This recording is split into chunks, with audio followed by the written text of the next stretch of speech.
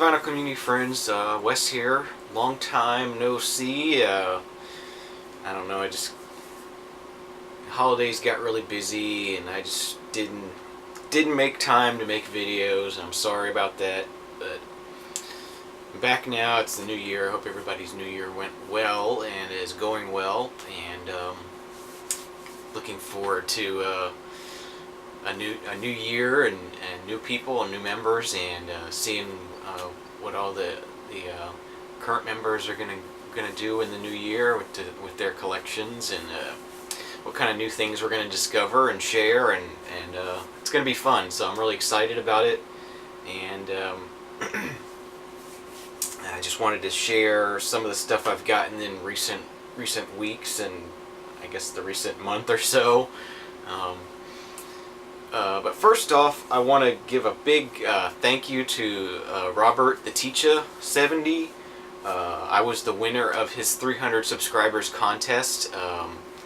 I was actually drawn. My name was drawn twice, actually. So I guess I was destined to win the contest, I guess, as he said. But it was really good, and I had my choice of the 3 prizes, and the prize I chose was the Bel Ray's Have a Little Faith album. Something I'd never heard of before, so I just sort of went on YouTube and sampled a few of their songs, and liked what I heard a little bit, so I decided to go with this as a prize. And yeah, this is really cool. Something I probably would never find on my own. You know, it's not in my wheelhouse at all. There's sort of there's a little bit of punk, a little bit of sort of garage rock sound to it, but then there's like a soul singer that sings with them. And you know, I don't really go for the punk kind of stuff, the really fast guitar playing and all that. And but this is good. I really like this. I really enjoy it. You know, they do blend a lot of the different styles together, and make it easier for someone like me who's not strictly into punk and hardcore and that kind of music. Makes it really easy for me to get into it, because of the soulfulness of it, and you know, a little bit of blues, and just really awesome. This is from 2006. This is a band that's, you know, current band. They're out of California, and just really cool. So thanks again, Robert. Keep this in my collection always. I do really enjoy it.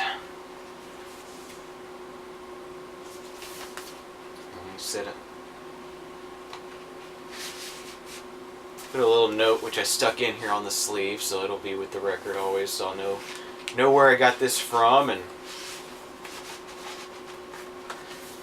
50 years from now I'll be able to remember, oh yeah, that's where I got that from.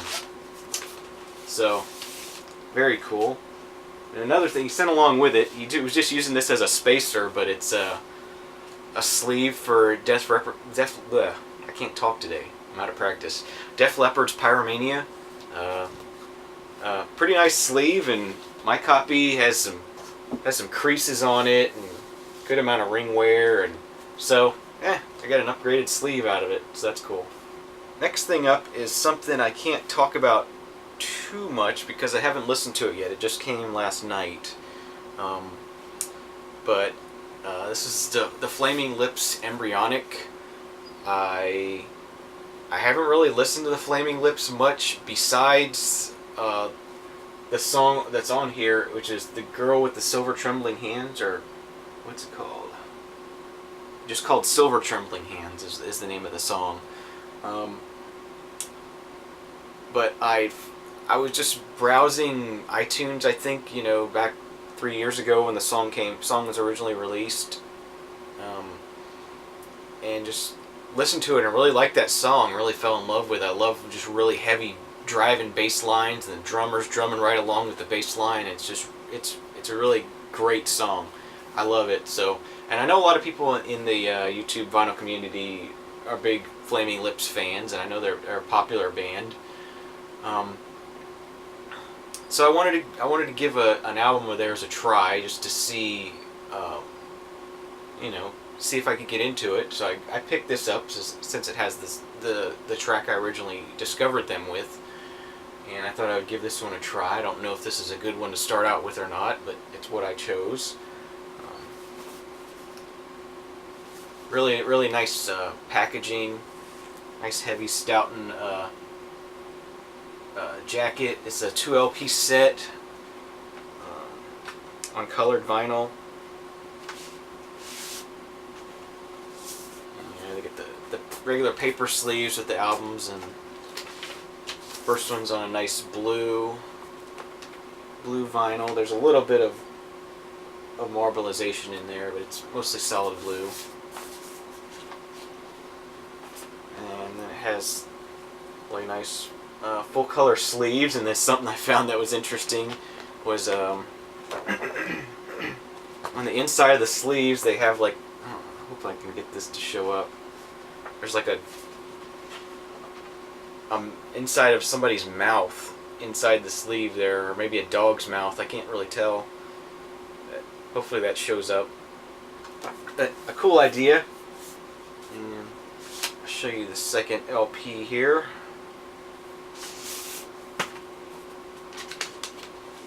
This one's on a nice solid yellow. I think that's my first yellow LP. And then it also came with a CD copy of the album, which was really nice.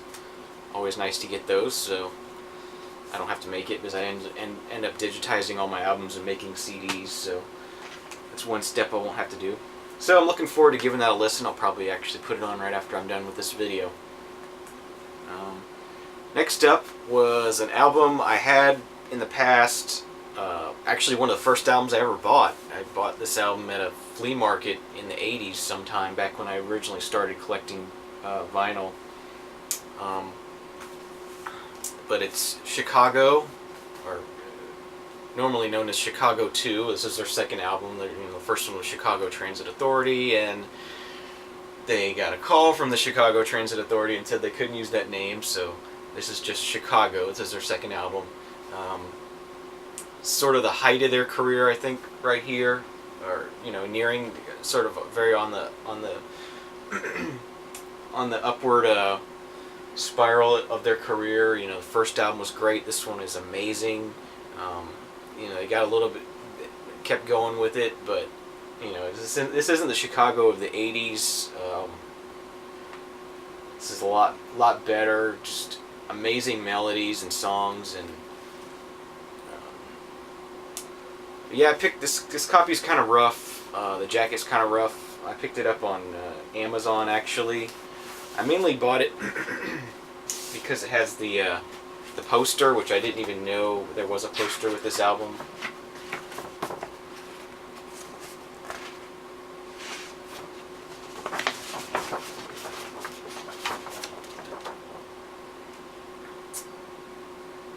Comes with a nice poster of just the band members. So I bought that. I only paid like $4 for this. But anyway, this is a great album, an album I love. I have had it on CD forever. Also, I've listened to it a lot. It's on my iPod. Just great. I eventually want to pick up a reissue copy of this, but it's like $35, I think, for the reissue, and kind of pricey. I think Rhino did it, but yeah. So that's a great album. I highly recommend it if you want to get into Chicago, or want to give Chicago a chance. Either get this one or the original one, Chicago Transit Authority. Let's see if I can pull it out real quick. This one, which looks like that on the back. That looks like the front, but this is the front. So if you want to try Chicago, get one of these too. They're stuff you can find flea markets, thrift stores. It's not too hard to find. It's all going to be well loved, though, is the problem when you find it. But find yourself a nice listening copy of that. Something that'll play decent. And next up is a stack of records. Recently saw I'm not sure who did the thread about sort of stepping out of your comfort zone and buying something a little bit out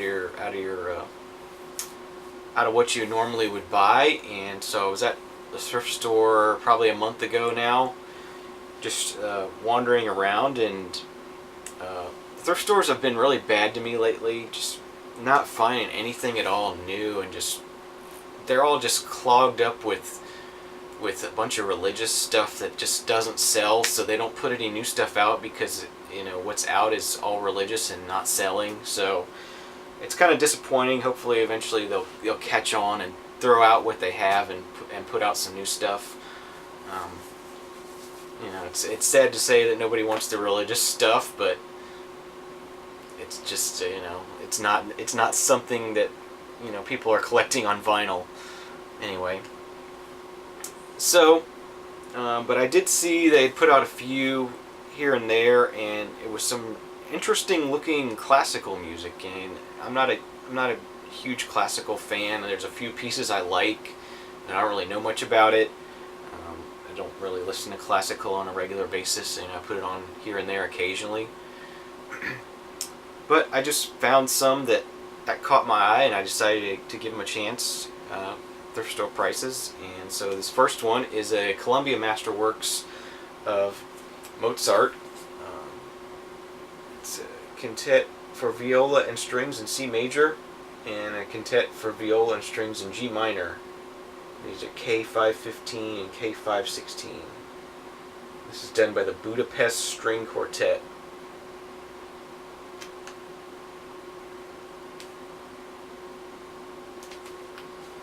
So pretty cool. I think this is one of the first, I don't think I have any of the Columbia Masterworks ones, and I know Blake had said these are a good one to get. It's sort of on a gray 6-eye label.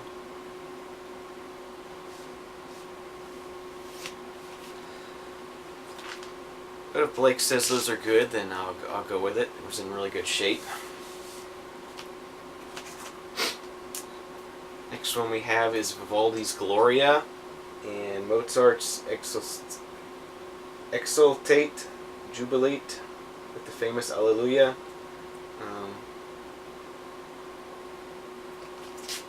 This is on Turnabout Records, which I don't know much about. It seems more like a budget kind of thing, but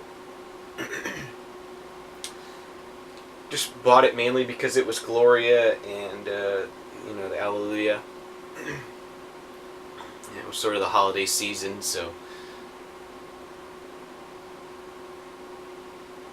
just wanted to go ahead and get this, and it sounds nice. It's a decent sounding album, and enjoyed listening to this. This next one is on Deutsche Grammophon. I know Blake and Jeff have both recommended Deutsche Grammophon stuff, so and the cover on this one is really interesting, I thought. And I'm not even going to try to pronounce this. This is Schubert. I guess the Amadeus Quartet. It was interesting. There's like a skeleton here, and then like side profile of maybe a woman's face. It's kind of an interesting cover anyway.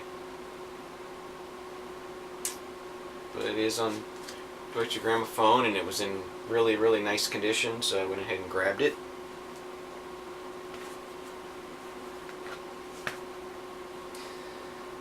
And the next up, I know Blake had sent Jeff some Angel records, and I thought they were pretty interesting in the way they were set up. And this is an Angel Records release. This actually happens to be a South American pressing of Angel Records. This is from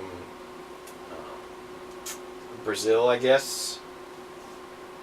The record store it came out of was Casa Carlos Wares in Brazil, in Rio de Janeiro.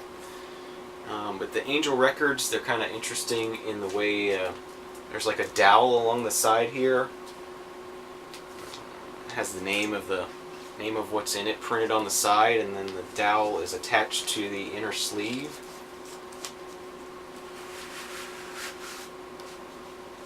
And then you have your This one comes with a booklet here, but it's all in Spanish since it's from Brazil.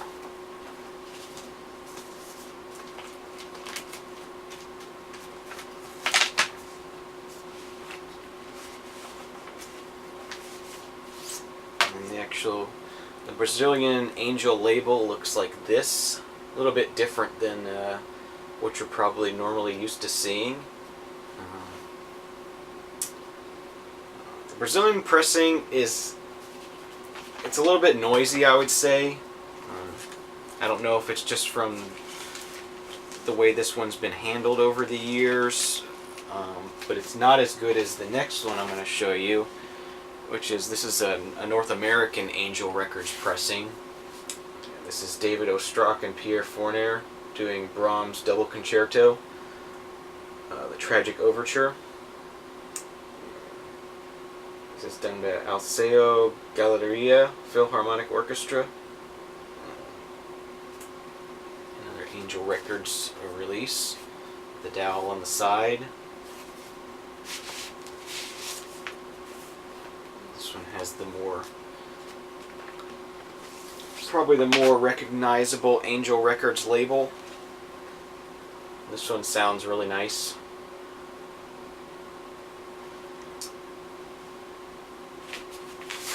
So anyway, that's what I've picked up over the past few weeks and months. A few things here and there. I got a few more things in the mail coming. But I just wanted to say hi and let people know I'm still here and not quitting, and Happy New Year, and we'll see you soon. Cheers.